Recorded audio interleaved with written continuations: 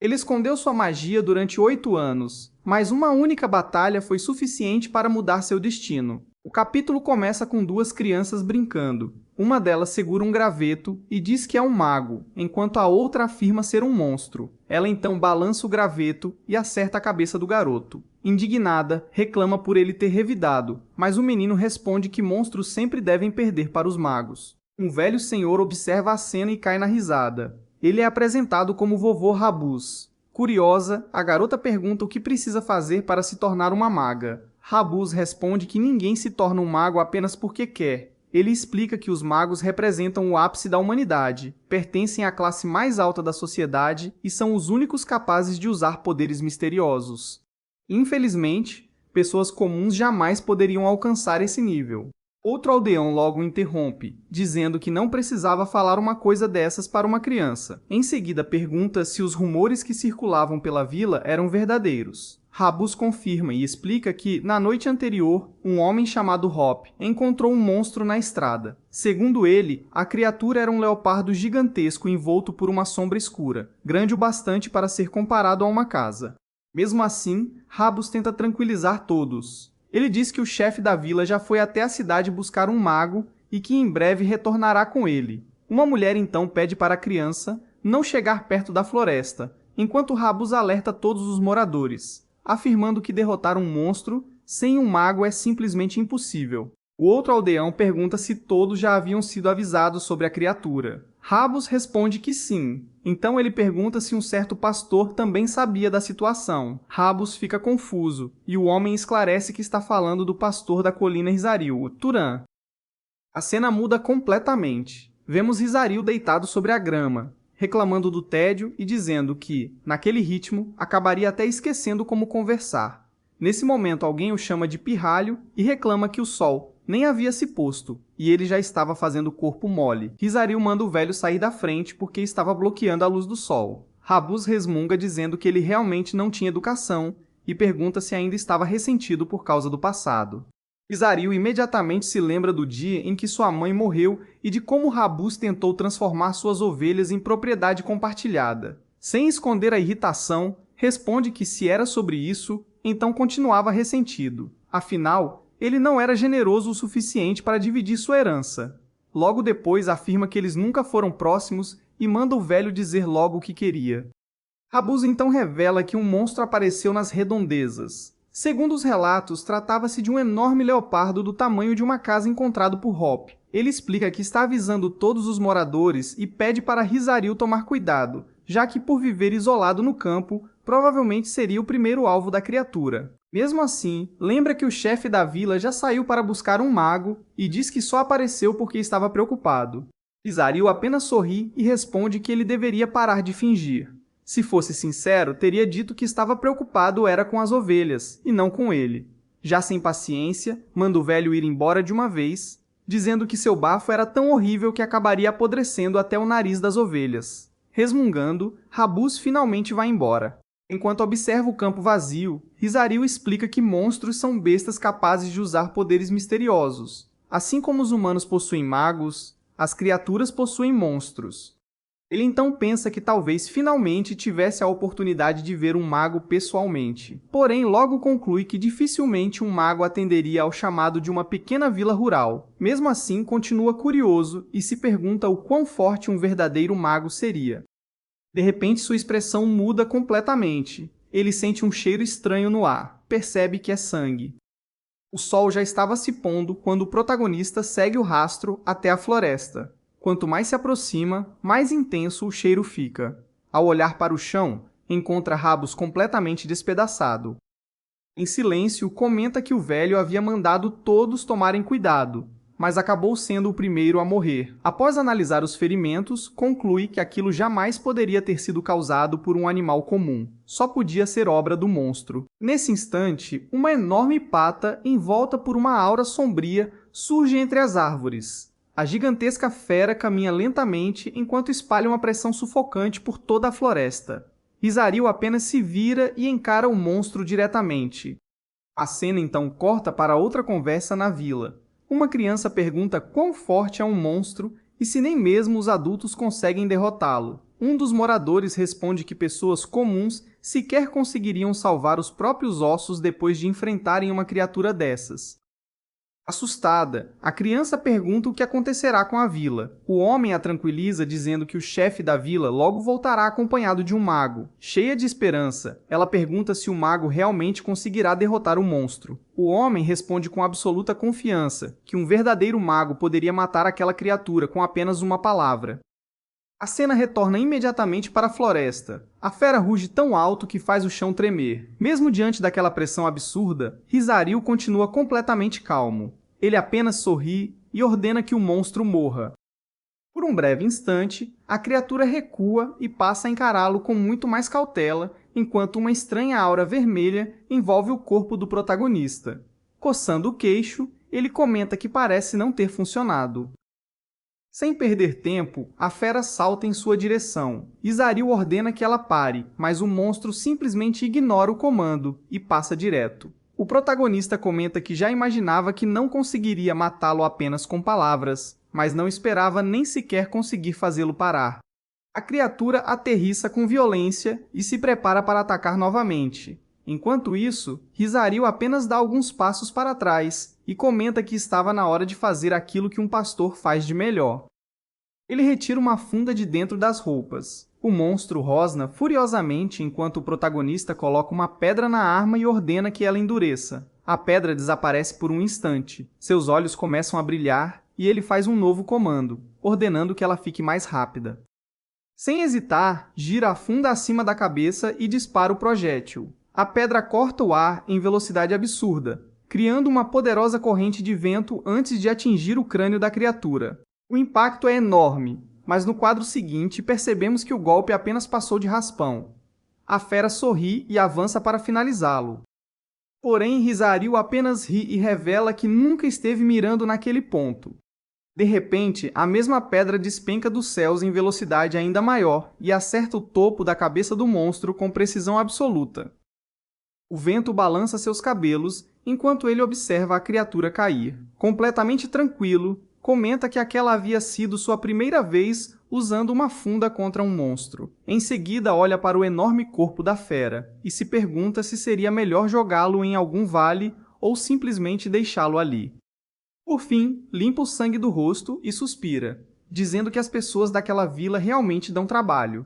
O capítulo seguinte. O protagonista revela que é um mago e explica que descobriu seus poderes há cerca de 8 anos, quando tinha apenas 10 de idade. Enquanto isso, vemos sua versão mais nova levantando diversos objetos no ar sem sequer tocá-los. Completamente empolgado, ele chama alguém para observar aquilo. Logo em seguida, surge uma mulher de longos cabelos, apresentada como sua mãe. O garoto explica que, além de criar fogo, também consegue controlar o vento, enquanto ela apenas o observa em silêncio. De repente, sua mãe grita, ordenando que ele pare imediatamente. Ao recordar a cena, ele diz que aquela foi a primeira vez em toda a sua vida que a viu realmente brava. Entristecido, ele chama por ela, e sua mãe se aproxima, coloca a mão sobre seu ombro e pergunta se ele deseja continuar vivendo ao lado dela por muito tempo. O garoto responde que sim. Ela então pede que ele faça uma promessa: nunca mais usar seus poderes e jamais demonstrá-los diante de qualquer outra pessoa. Confuso, ele pergunta o motivo. Sua mãe então explica que pessoas capazes de usar aqueles poderes são chamadas de magos, sejam elas nobres ou cavaleiros. Porém, apesar de ambos possuírem magia, existe uma enorme diferença entre eles. Ela revela que os nobres são descendentes do povo divino conhecido como Freyan, seres que desceram ao mundo para salvar a antiga humanidade. Já os cavaleiros descendem desses mesmos nobres, mas possuem o sangue misturado ao dos humanos. Por causa disso, mesmo entre os magos existe uma divisão. Ela conta que o pai dele era um cavaleiro e que ele herdou exatamente os mesmos poderes. O problema é que, fora daquela vila, existem nobres cruéis que tratam cavaleiros como simples escravos. Ela então pede que ele jamais permita que alguém descubra que é um mago e faz o garoto prometer isso mais uma vez. A história retorna ao presente e o protagonista afirma que, mesmo 8 anos depois, continua cumprindo aquela promessa. Ele diz que nunca teve a menor intenção de revelar que é um mago. De repente, alguém bate à porta chamando seu nome. Ao abrir a porta, ele encontra diversos moradores da vila encarando-o. Ainda bocejando, pergunta se todos haviam chegado à conclusão de que ele matou Rabuz. Um dos homens, completamente irritado, agarra sua camisa e afirma ter certeza de que foi ele. Segundo o aldeão, o protagonista feriu Rabuz e o abandonou diante do monstro para que fosse devorado. Sem se alterar, o protagonista responde que entende perfeitamente por que decidiram culpá-lo. O homem fica confuso, e então ele explica que era muito mais fácil jogar toda a culpa no único jovem da vila do que admitir que o ancião morreu enquanto todos estavam apavorados. Tomado pela raiva, o homem tenta acertá-lo. Porém, o protagonista simplesmente desvia e acerta uma forte cabeçada em seu rosto, derrubando-o instantaneamente. Outro aldeão parte para cima dele, mas novamente ele desvia, segura seu braço e usa a própria ferramenta que o homem tentava utilizar para nocauteá-lo. Em pensamentos, conclui que precisará dominá-los pela força. Então começa a distribuir golpes atrás de golpes. Pouco depois, ele aparece cercado por diversos homens desacordados e comenta que é exatamente dessa maneira que consegue esconder o fato de ser um mago. Em seguida, critica os moradores, dizendo que deveriam ter usado toda aquela coragem no funeral de Rabuz e pergunta se até as mulheres apareceram para lutar. Elas respondem rapidamente que não e explicam que vieram apenas para vê-lo. Sem demonstrar interesse, ele ordena que levem todos embora imediatamente. A cena muda para o interior de sua casa. O protagonista pensa que aquele problema certamente voltará a acontecer. Ele acredita que, assim que trocar de roupa, os moradores inventarão alguma desculpa para tentar tomar tudo o que lhe pertence. Mesmo assim, conclui que isso não importa. Afinal, basta derrotá-los outra vez. Sua linha de raciocínio é interrompida quando alguém bate novamente à porta. Irritado, ele abre e encontra um homem de aparência imponente. O protagonista pergunta quem ele é. O desconhecido pede desculpas por aparecer em um momento tão inconveniente e diz ser apenas um viajante. Ainda desconfiado, o protagonista explica que alguns visitantes indesejados tinham acabado de sair dali. Enquanto observa a espada presa à cintura do homem, o estômago do viajante ronca. Sem dizer mais nada, o protagonista o convida para entrar. Pouco depois, um banquete simples é servido sobre a mesa. O protagonista comenta que a vila não possui muita coisa para oferecer, mas o viajante agradece pela hospitalidade. Logo em seguida, pergunta se ele realmente nunca conheceu alguém de fora da vila. O protagonista responde que nasceu ali e sempre viveu como pastor, explicando que visitantes são extremamente raros naquela região. O viajante sorri e diz que existe algo muito interessante nele. Sem entender, o protagonista pergunta do que está falando. O homem explica que, apesar de ter crescido como um simples pastor, ele possui excelentes maneiras e afirma que seus pais certamente o educaram muito bem. O protagonista responde que tudo o que sabe aprendeu com sua mãe, mas revela que ela morreu por causa de uma doença há muitos anos. O viajante então afirma que ela o criou de maneira exemplar e que, sem dúvidas, agora descansa em um palácio nos céus. O protagonista agradece pelas palavras e diz que apenas segue tudo o que sua mãe lhe ensinou. Em seguida pergunta o verdadeiro motivo daquela visita. O viajante responde que recebeu um pedido de ajuda. Alguém havia solicitado um mago capaz de derrotar um monstro que aterrorizava aquela região. E então revela que ele próprio é esse mago.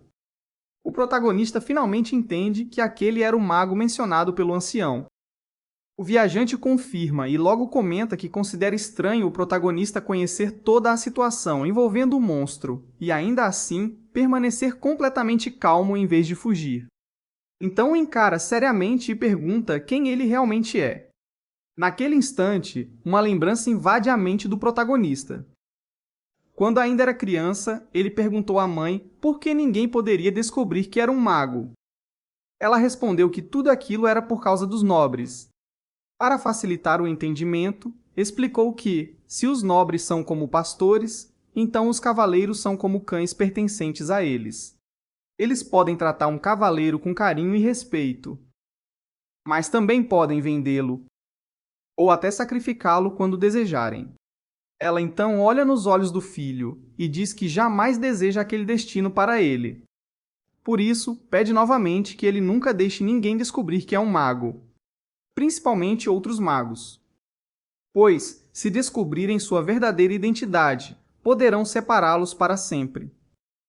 E, se um dia for realmente necessário para proteger esse segredo, talvez ele precise até matar alguém. O senhor então pergunta por que o protagonista não responde e comenta que, se ele continuar fazendo uma expressão tão séria, sua piada acabará perdendo a graça. Confuso, mas aliviado, o protagonista percebe que aquilo realmente era apenas uma brincadeira. Ele então se desculpa, dizendo que não possui um bom senso de humor. Mas o viajante sorri e responde que quem deveria pedir desculpas era ele, já que acabou confundindo o garoto. O protagonista comenta que aquela havia sido a primeira vez que ouviu uma piada envolvendo um mago e, por isso, acabou sendo pego completamente de surpresa. O viajante ri e diz que justamente por isso a reação dele foi perfeita. Em seguida, afirma que ainda não havia se apresentado direito. Ele estende a mão, diz que é um prazer conhecê-lo e se apresenta como Bjorn, apenas um simples viajante. O protagonista aperta sua mão e também se apresenta. O banquete continua sobre a mesa enquanto os dois conversam. O protagonista comenta que completará 18 anos naquele ano, enquanto Kjorn responde que, no caso dele, já fará 75. Surpreso, Turan comenta que ele não aparenta ter tanta idade, e Kjorn explica que magos envelhecem muito mais lentamente do que pessoas comuns. Curioso, o protagonista pergunta como ele acabou se tornando um viajante. Kjorn responde que passou 60 anos servindo a família Arabion, mas depois de tanto tempo decidiu abandonar tudo. Nos últimos 3 anos, seu único desejo passou a ser caminhar livremente pelo mundo, sem permanecer preso a um único lugar. Enquanto escuta aquelas palavras, um pensamento invade a mente de Turan. Fazia muito tempo que ele não tinha uma conversa tão tranquila com alguém. Conversar com uma pessoa boa como Kjorn era, surpreendentemente agradável. O viajante então olha para o céu e comenta que já estava ficando tarde. O protagonista concorda ao notar que o sol começava a desaparecer no horizonte, e Kjorn diz que já está na hora de partir. Antes de ir embora, ele deixa uma moeda sobre a mesa e explica que aquela era uma moeda de Arabion, feita com a mais pura prata, valendo muito mais do que a refeição. O protagonista aceita o pagamento e deseja sorte em sua caçada, mas Kjorn sorri e pede para que ele não fale como se fosse uma despedida definitiva, pois ainda pretende vagar por aquelas redondezas outras vezes. A cena muda para o alto da colina Rizaril. As ovelhas descansam tranquilamente sobre o pasto, enquanto o protagonista assobia, ordenando que todas se reúnam. Em pensamentos, ele relembra o encontro com Kjorn. Aquele havia sido o primeiro mago que conheceu pessoalmente, e ele se pergunta quando foi a última vez que se sentiu tão confortável conversando com alguém. Além disso, sempre imaginou que cavaleiros fossem apenas cães de caça sem emoções usados pelos nobres. Em voz alta, ele se pergunta como contará a Kjorn que já não existe mais nenhum monstro na colina Rizaril. Enquanto isso, Kjorn caminha pela floresta e comenta que aquilo é estranho. Existem claros sinais de batalha por toda parte, mas ele não consegue sentir a presença de nenhum monstro. Ao parar diante de uma árvore, começa a suspeitar que a criatura já tenha sido derrotada, e se pergunta quem poderia tê-la caçado. Será que o chefe da vila contratou outro mago além dele? Mesmo sem respostas, sente-se aliviado. Se alguém eliminou o monstro, então todos naquela vila finalmente estão seguros. Porém, sua expressão muda completamente. Ele sente uma presença atrás de si e se vira imediatamente. De repente, a enorme pata de um monstro surge em sua direção. Seu rosto aparece completamente deformado, coberto por uma aura sombria. Kjorn fica em choque ao perceber que aquilo é um espectro de monstro e imediatamente se pergunta quem deixaria algo assim acontecer. A criatura avança violentamente, mas Kjorn consegue desviar por pouco. Enquanto recua, explica que, quando a mana de um monstro morto não é absorvida ou dispersada corretamente, o cadáver acaba se transformando em um espectro, e qualquer mago experiente deveria saber disso. Ele continua desviando dos ataques enquanto tenta entender a situação. Quem matou aquele monstro era, sem dúvida, um mago. Mas por que deixaria um erro tão básico acontecer? Por um instante, chega a pensar que talvez quem derrotou a criatura simplesmente não soubesse daquilo, mas rapidamente descarta essa hipótese. Até mesmo um cavaleiro iniciante conhece essa regra, e nenhum cavaleiro daquele nível teria força suficiente para matar uma besta como aquela. Concentrando o mana em suas mãos, Kieran conclui que quem fez aquilo certamente tinha outro objetivo. Logo depois, um arco e uma flecha de pura energia surgem diante dele. Sem hesitar, ele dispara. A flecha de luz atravessa o campo, mas o espectro simplesmente a anula. Naquele instante, Kjorn percebe que a mana daquela criatura é muito superior à sua. Logo em seguida, o monstro desaparece. Kjorn olha ao redor tentando encontrá-lo, até perceber que sua própria sombra começou a se mover. O espectro emerge dela e desfere um golpe brutal. Kjorn é lançado para trás. Segurando o braço ferido, ele conclui que um simples cavaleiro jamais conseguiria enfrentar uma criatura daquele nível. Seria necessário, no mínimo, um cavaleiro de baixo escalão. Respirando com dificuldade, encara novamente o espectro e admite que jamais imaginou encontrar um monstro daquele calibre em uma vila tão isolada. Então aceita a realidade. Aquele provavelmente é o limite até onde conseguirá chegar. Mesmo assim, decide lutar até o fim. Ele concentra toda a sua mana em um único ponto. Seu plano é esperar o monstro avançar e acertá-lo com um único golpe. A criatura dispara em sua direção. Kjorn também avança. Os dois estão prestes a colidir, quando algo surge da floresta. Em um único instante, o espectro tem a cabeça completamente destruída. Kjorn fica paralisado enquanto a criatura cai no chão. Logo em seguida, alguém sai da floresta. É Turan. O protagonista pergunta se o viajante está bem. Kjorn sorri e comenta que a piada do pastor realmente foi surpreendente. Enquanto encara o protagonista, finalmente entende a verdade. Turan realmente é um mago. O protagonista confirma com tranquilidade. Kjorn então pergunta por que ele nunca contou isso. Turan permanece em silêncio. Percebendo que não terá resposta, Kjorn muda a pergunta e quer saber por que o protagonista resolveu ajudá-lo, afinal, poderia simplesmente ter ido embora. Naquele instante, uma lembrança surge na mente de Turan. Durante a refeição, ele havia perguntado por que Kjorn se esforçava tanto por uma vila tão pequena. Com o poder que possuía, poderia viver em qualquer outro lugar.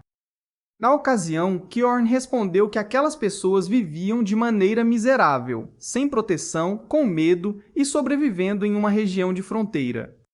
Turan perguntou se aquilo realmente era responsabilidade dele. Kjorn então respondeu que um mago nasce carregando um poder concedido pelos deuses, e justamente por isso, deveria sentir orgulho em proteger aqueles que não possuem força para se defender. Apesar disso, também reconhecia que nem todos os magos compartilhavam daquela mesma visão. Cada pessoa escolhia o próprio caminho. A lembrança termina. No presente, Turan finalmente responde. Ele o salvou porque cada pessoa possui sua própria maneira de viver. Antes que Kjorn pudesse responder, o espectro começa a se mover novamente. Mesmo sem cabeça, a criatura continua atacando. Kjorn imediatamente chama a atenção do protagonista e afirma que aquilo já está muito além do que consegue enfrentar. Ele pede para que Turan fuja e avise imediatamente o chefe da vila, pois a única solução agora é evacuar todos. Enquanto fala, o corpo do espectro começa a se transformar. Uma massa de sombras cobre completamente seu corpo, e logo depois, a criatura assume uma nova forma. Agora possui apenas um enorme olho e um corpo inteiramente envolto por escuridão. Kjorn encara o monstro e diz que tentará segurá-lo o máximo que conseguir. Em pensamentos, lamenta ter falado tanto, pois nem mesmo sabe por quanto tempo conseguirá resistir. Mas Turan o interrompe. Ele afirma que não há motivo para preocupação e diz que, se aquele ataque foi realmente o mais forte que o espectro conseguiu desferir, então eles ficarão bem. Kjorn arregala os olhos. Será que aquilo realmente havia sido força máxima? e se pergunta que tipo de pessoa consegue enfrentar um espectro que nem mesmo os nobres caçam com facilidade. Naquele momento, Kjorn percebe que não estava apenas conhecendo um simples pastor de uma vila esquecida. Também não era apenas um cavaleiro fugitivo dos nobres. A cena diante de seus olhos era o início de um acontecimento capaz de mudar todo o mundo. O protagonista ativa sua habilidade e dezenas de pedras começam a levitar ao seu redor. Observando a cena, ele comenta que sempre teve curiosidade para descobrir quais eram os próprios limites. Kjorn imediatamente o interrompe, dizendo que não permitirá que ele lute sozinho. Segundo ele, por mais talentoso que Turan seja, aquele espectro é um adversário extremamente perigoso. Os dois então decidem unir forças. A criatura avança primeiro, mas o protagonista lança uma pedra no momento exato, desviando sua atenção e salvando Kjorn do ataque. Porém, o velho mago rapidamente muda de ideia. Ele percebe que, naquele momento, apenas atrapalharia Turan. Afinal, nem sequer teve velocidade para desviar sozinho. Então decide recuar e diz que fará o possível para permitir que o talento do jovem flua livremente. Enquanto isso, o protagonista permanece completamente calmo e começa a lançar diversas pedras contra o espectro. Mesmo atingindo o alvo várias vezes, ele reclama que aquilo não estava funcionando. Kjorn então explica que espectros não podem ser destruídos apenas com ataques físicos. Confuso, Turan pergunta como seria possível derrotá-lo. Kjorn responde que apenas magia de fogo ou relâmpago seria capaz de eliminar uma criatura daquele tipo. O protagonista ergue a mão e seu olhar muda completamente. Logo em seguida, chamas surgem e avançam em direção ao espectro. Mesmo assim, Turan reclama que aquilo também não estava funcionando e percebe que havia algo errado. Kjorn então explica que, para um mago aplicar sua magia diretamente em outro ser vivo, é necessário estabelecer a causalidade correta. Segundo ele, esse é um dos fundamentos mais básicos da magia. Ao perceber que o protagonista desconhecia algo tão simples, Kjorn fica nervoso. Ele então começa a suspeitar que Turan realmente matou um monstro anterior e permitiu que ele se transformasse em um espectro, o que significava que aquela provavelmente era sua primeira vez absorvendo mana. Sem perder tempo, Kjorn explica que ele não deve apenas criar fogo. Primeiro precisa gerar as chamas, e então lançá-las contra o alvo. Enquanto desvia dos ataques do espectro, Kjorn fica impressionado ao perceber o quanto Turan era talentoso mesmo sem nunca ter absorvido mana. Após escapar de mais alguns golpes, o protagonista pousa no chão, cria uma esfera de fogo na palma da mão e começa a moldá-la lentamente. Logo depois, o protagonista dispara para frente e lança as chamas contra o espectro com enorme força. A criatura solta um grito de dor enquanto é envolvida pelo fogo. Mesmo assim, Kjorn grita para que ele não pare. Ele explica que precisa continuar alimentando as chamas com mana, impedindo que o fogo se apague, até consumir completamente todo o espectro. O protagonista então ergue novamente a mão em direção às chamas e aumenta ainda mais sua intensidade.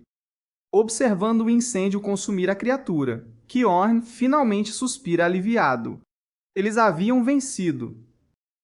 Ele comenta que aquele era um espectro extremamente poderoso e que, normalmente, seria necessário um nobre para derrotá-lo. Mesmo assim, Turan conseguiu eliminá-lo sozinho. Enquanto observa apenas cinzas e ossos espalhados pelo chão, o protagonista se pergunta se aquilo realmente havia acabado. Kjorn então explica que, se não quiser enfrentar outro espectro futuramente, precisa absorver a mana restante. Sem entender, Turan pergunta como deve fazer isso. Kjorn apenas responde que ele deve imaginar que está drenando aquela energia para dentro do próprio corpo. O protagonista fecha os olhos e se concentra. Logo em seguida, uma aura começa a deixar o corpo da criatura derrotada. A energia lentamente flui em direção a Turan e começa a atravessar seu corpo. Ao sentir aquilo, sua expressão muda. Kjorn percebe imediatamente sua reação e comenta que ele provavelmente experimentou uma sensação de prazer pela primeira vez.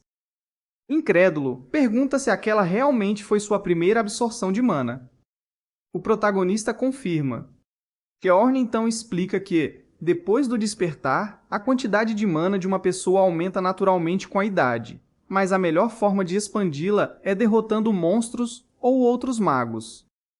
Mesmo assim, ele afirma que Turan havia absorvido uma enorme quantidade de mana logo na primeira tentativa, algo impossível para uma pessoa comum.